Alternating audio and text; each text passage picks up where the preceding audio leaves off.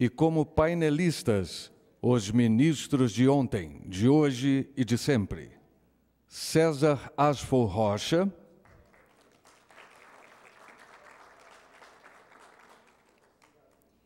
e Francisco Cláudio de Almeida Santos. E também o doutor Ricardo Barbosa Alfonsim. Então, eu tenho muita satisfação agora de passar a palavra ao doutor Ricardo Alfonsim, que conheço há algum tempo, é um exímio doutor na questão do agronegócio. É um prazer conversar com Vossa Excelência a respeito do agronegócio. E esta casa o recebe com o coração muito aberto. A palavra é de Vossa Excelência. Muito obrigado, ministro. Boa tarde a todos. Me sinto honrado hoje por vários motivos aqui. Primeiramente, estar nessa mesa tão qualificada, o ministro Cláudio Santos, que tanto admirei lá na época que exercia aqui o ministério, meu querido amigo ministro Moura Ribeiro, que atende, recebe os advogados com toda a cordialidade, e que eu vi em um episódio, quando ele era desembargador em São Paulo, ele terminava o voto, levantava e ia entregar para o advogado que tinha sustentado, para já dar conhecimento da sua posição. Achei aquilo inesquecível, né?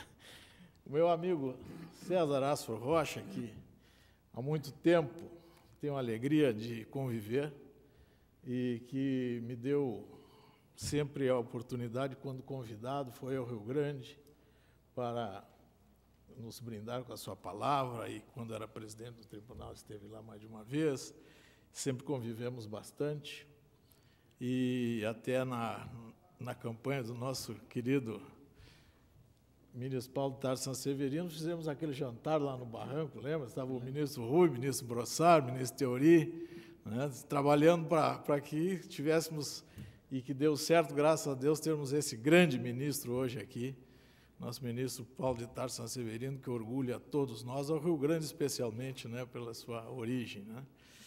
E a dona Diva, os filhos aqui, que é a alegria de que eu convivi tanto tempo também, no convívio com o ministro, que aqui falaram tantas coisas em relação à sua atuação profissional, como ministro, como desembargador antes, depois como parecerista, nas câmaras arbitrais, mas o meu convívio com ele sempre foi de muita amizade, né? Ele estava sempre disponível, o meu querido Antônio Dallagnol sabe bem disso, a gente andava, ele convidava, ele estava sempre disposto, e aí, quando se soube desse episódio trágico, aí ficamos todos, já o início da doença, como foi citado aqui por ti, mas ele estava sempre, quando faleceu, eu recebi o telefonema da médica dizendo, olha, né, me comunicando do falecimento, foi uma coisa terrível.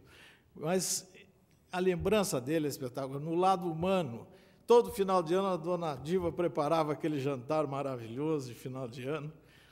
Lá estivesse lá uma vez, né, deu coincidência que estávamos em Porto Alegre, o ministro Paulo Brossard comparecia sempre, o ministro Nery da Silveira, então uma turma ali que aquele preparava com esmero, aquele jantar da dona Diva, e era um encontro maravilhoso, e além disso, todo ano eu tinha o prazer de receber uma cesta de Natal, que era uma coisa sensacional que ele me mandava todos os anos.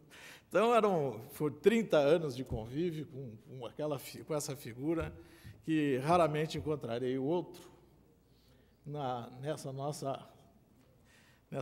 vida aqui, uma figura raríssima, né? Ele tinha a humildade dos sábios, né?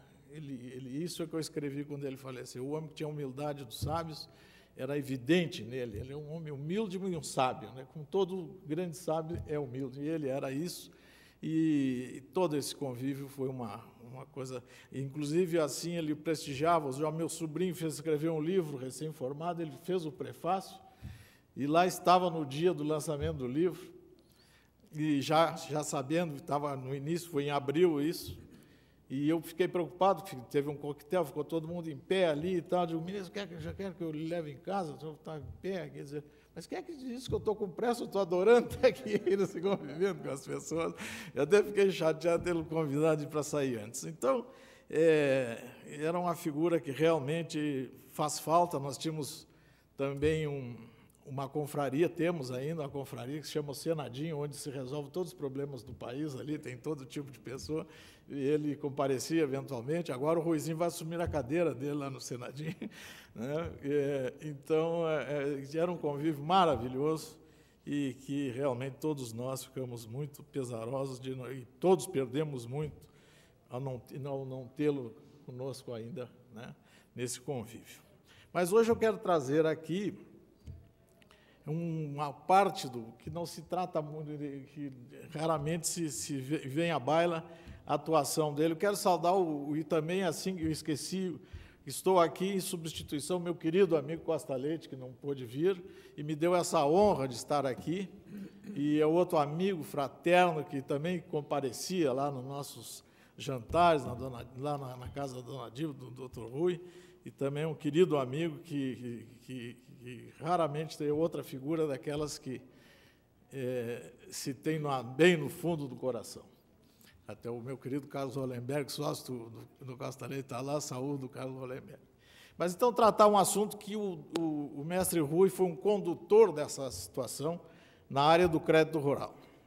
O crédito rural vem lá de 1964, com a legislação bancária, depois a legislação do próprio crédito, o decreto 67, que estabeleceu os contratos de crédito agrícola, e as coisas até 86 vinham razoavelmente andando bem.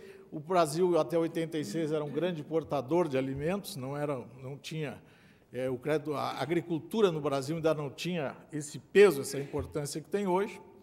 E em 86 se altera a situação do crédito, até então vinham sendo respeitados os pilares básicos do crédito rural, que é o que o crédito fosse diferenciado, com vantagens ao produtor, que estimulasse a produção agrícola, que viesse no prazo certo do plantio para custear as lavouras em tempo adequado, com valor correto. Nada disso, seguro agrícola, instrumentos de comercialização, que não houvesse aviltamento de preço por ocasião da safra. A partir de 86, que o Banco Central passou a ser o guardião da moeda, até então ele foi criado em 64, mas só em 66 que ele adotou essa atividade que ainda tem até hoje, de guardião da moeda, e antes o dinheiro ficava todo no Banco do Brasil, e ali era distribuído, não tinha um orçamento que...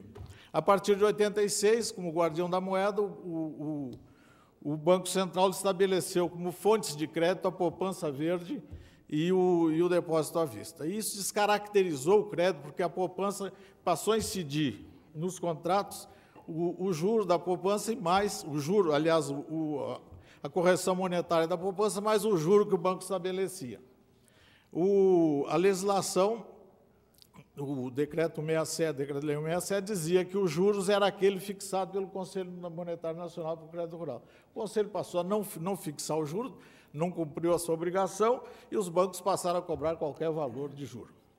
Além disso, a partir de 86, nós tivemos os planos econômicos. Aí começou o plano cruzado, eu vou aqui, o plano real, o plano Bresser, o plano Collor I, Collor II, o plano real, todos eles eram lançados coincidentemente em período de safra, e nós tínhamos, então, e atingir os contratos de crédito rural, criando correção diferente da correção que o produto tinha, e houve um total desarranjo do crédito rural no país, causando um endividamento fantástico. Em 93, foi criada uma CPMI do endividamento agrícola no Congresso Nacional, para saber por que o produtor rural, que tinha uma inadimplência em torno de 1% e 2%, estava com uma inadimplência de 30% a 35%. Raramente se via um contrato sendo executado pelo Banco do Brasil. E, naquele período, grande parte dos produtores estavam sendo executados. Então, foi feita essa CPMI para identificar as causas. E aí foi identificado exatamente esse juro absurdo, a questão dos planos econômicos, e aí esse endividamento ficou numa situação que precisava soluções diferentes. Então, aí, vamos ver se eu me acerto aqui, já acertei.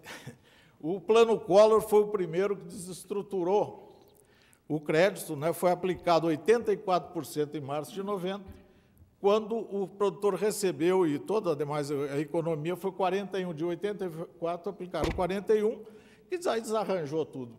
Quem recebe de uma noite para o dia um percentual desse tamanho, despreparado para isso, não tem como cumprir. Então, o primeiro julgamento aqui no tribunal, já em 94, o ministro Rui foi o condutor, e daí para diante esse continuou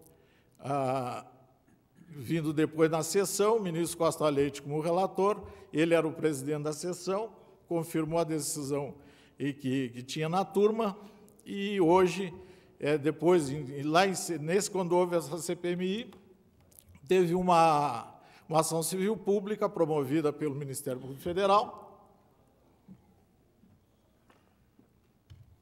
que tramitou 25 anos, e o ministro Paulo Sanseverino terminou sendo o relator dessa ação civil pública. Em 2014, ela foi julgada, permitindo a todos os produtores do Brasil que recebessem essa diferença.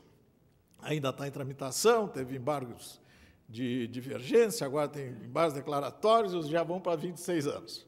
Mas certo que o condutor desse importante julgamento foi o ministro Rui. Depois, tivemos os juros remuneratórios, exatamente aplicando o decreto 67, que dizia que quando o Conselho Monetário Nacional não fixasse os juros, também o ministro, como condutor, disse que se não houve a fixação pelo Conselho Monetário Nacional, o juro deveria ficar limitado a 12% ao ano, usando lá a lei da usura de 33. E isso também teve esse precedente do ministro Rui, terminou na sessão com o ministro Carlos Alberto Menezes Direito como relator, e até hoje é o precedente importante no STJ que está sendo respeitado. Então, é o setor que, embora depois disso, exatamente por essa posição do STJ, o Conselho Monetário Nacional passou a fixar o juro, e aí fixou em patamares até abaixo de 12, e a coisa se estabilizou. Mas ficou aquele passado infeliz lá, né, acumulando problemas ao longo do tempo. Então, isso foi uma situação importantíssima para respeitar aquilo que a legislação dizia para incentivar a atividade. Encargos moratórios. Os encargos moratórios, também naquele período, nessa CPMI do endividamento, o presidente do Banco do Brasil era o Alcir Cagliari, e ele, no seu depoimento, disse que, com aqueles juros que estavam sendo cobrados no crédito, nem plantando maconha irrigada pagaria a conta. O depoimento da CPMI. E, nos juros moratórios, ele ainda disse, o gerente do banco, naquele tempo, acordava e dizia, esse cliente aqui é meio duvidoso, meio perigoso, vou botar 17% ao mês de juros de inadimplência. 17% ao mês. E queriam cobrar aquilo ainda depois, né? Então, também, precedendo o ministro Rui, aplicando 167, o juro moratório é o remuneratório do período contratado e mais 1% ao ano, como diz o 167, que depois também a quarta turma, ministro Noronha, confirmou essa posição. A descaracterização da mora. Se cobrava tudo isso dentro da execução, e depois queria continuar com a mora. Então, foi estabelecido, primeiro o ministro Rui, e depois na sessão, acho que foi na sessão pela ministra Nancy, a segunda sessão, que se houve cobrança indevida no período de normalidade, se foi por culpa do banco que o produtor deixou de pagar a conta, na inadimplência não haveria juros de mora, não haveria encargos moratórios, porque a conta foi mal cobrada. E isso também permanece até hoje, nesse precedente, sendo respeitado no STJ. Direito de revisão e repetição do indébito. Até então, precisaria provar o erro, o dolo, para poder pedir a repetição daquilo que foi pago. O ministro Rui Disse, então eu vou ter que ser inadimplente para poder buscar o que me cobraram. E aí eu vou sofrer todas as consequências da inadimplência e não vou poder nunca revisar o meu pagamento indevido. Também virou precedente até hoje, e havendo cobrança indevida no período de normalidade, não há juros moratórios. Isso virou súmula. Né? Súmula 286, a negociação interbancária ou a confissão não impede... Ah, não, agora esse é o anterior. Direito de compensação. Né? Então, se dizia, não, você só pode, então, examinar esse que foi pago. Ou, se você tem uma conta aberta, não pode compensar aquilo que foi indevidamente pago. E aí, dentro desse entendimento, aquilo, porque era uma sequência sempre, era um contrato pagava o outro e aquilo ia numa bola de neve.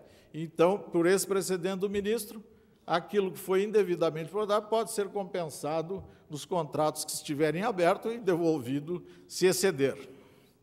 E essa que virou a súmula, renegociação de contrato bancário ou confissão de dívida, não impede a possibilidade de sobre eventuais ilegalidades dos contratos anteriores. Código de Defesa do Consumidor, falado pelo meu querido César Rocha. Também o ministro, mas aí de forma geral, definiu que o Código do Consumidor se aplica aos contratos bancários. E também virou a súmula 297, dizendo que o Código de Defesa do Consumidor é aplicável às instituições financeiras, segunda seção. Alongamento de dívidas. Também diziam que, tendo feito o pacto com as dívidas que foram transferidas para a União, não poderia mais revisá-las. Também o ministro Rui disse que e o banco dizia, não, eu só alongo para quem eu tiver interesse de alongar. E o ministro Rui disse, não, o direito ao alongamento é do produtor, no seguinte sentido, direito ou a faculdade de alongamento da dívida da Lei 9.138 concedeu ao devedor rural o direito de alongamento da dívida uma vez preenchidos os requisitos. Também virou súmula. A súmula 298, nesse sentido também. Então, são uma série, um arcabouço de decisões que colocou as coisas nos seus devidos lugares, porque era uma gandaia a cobrança. Os bancos cobravam o que queriam, da maneira que queriam, e iam quebrar o Brasil inteiro, os produtores rurais. E, graças, então, ao nosso querido homenageado, a coisa entrou no seu caminho e passou a ser respeitada daí em diante pelos bancos, a legislação do crédito rural. Muito obrigado. Muito bem. Muito bem. Muito bem.